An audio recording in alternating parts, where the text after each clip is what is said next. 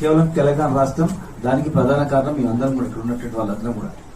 కనుక మేము తెలంగాణ తెచ్చిన వాళ్ళం కనుక మాకు బాధ్యత ఉంది కనుక తెలంగాణ గురించి ప్రాణాలు అర్పించడం కూడా సిద్ధమైనటువంటి వాళ్ళం కనుక ఖచ్చితంగా ఎవరు ఏమన్నా ఏమనకపోయినా ఏదన్నా మా బాధ్యత. ఇవాళ తీసుకొచ్చిన తెలంగాణలో ఏ వర్గాన్ని నష్టం జరిగినా కూడా మేము దానిపైన స్పందిస్తాం, పోరాటం చేస్తాం, వారికి బాసటగా నిలబడతాం.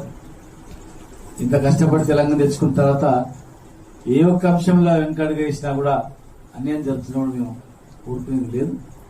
అంటుండొచ్చు మరి మీరున్నప్పుడు ఏమైంది ఏం విషయం, మేమున్నప్పుడు చేసి చాలా చేసినాం, అన్ని చేసినామని చెప్తలేదు. ఇవాళ మాకన్నా ఎక్కువ ఇస్తామన్నది కదా మీకు అధికారం ఇచ్చింది. ఇవాళ మీరు ఇస్తామన్నవి అడుగుతున్నాం అంతే, మీరు ఇస్తామని చెప్పినట్టు.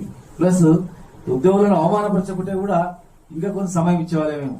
ప్రజల మధ్యలో ఏమైందంటే వీళ్ళేదో ప్రజల సొమ్ము వీళ్ళే దోసుకోబోతున్న టైప్ చెప్పినందుకు మరి ఖచ్చితంగా మేమందరం వారికి పాస్టర్ నిలబడి చేయాల్సిన పరిస్థితి మాకు ఉంది కనుక నెక్స్ట్ మరి ఈ ఏమి చేద్దామనే దానిపైన ఇంకా తుప్పటి కార్యాలయం మీద కూడా పెద్దలు సుధాకర్ రెడ్డి గారు, దేవిప్రసాద్ గారు, విఠల్ గారు కూడా మాట్లాడతారు కనుక ఇప్పుడు అన్న స్వామి గౌడ్ గారు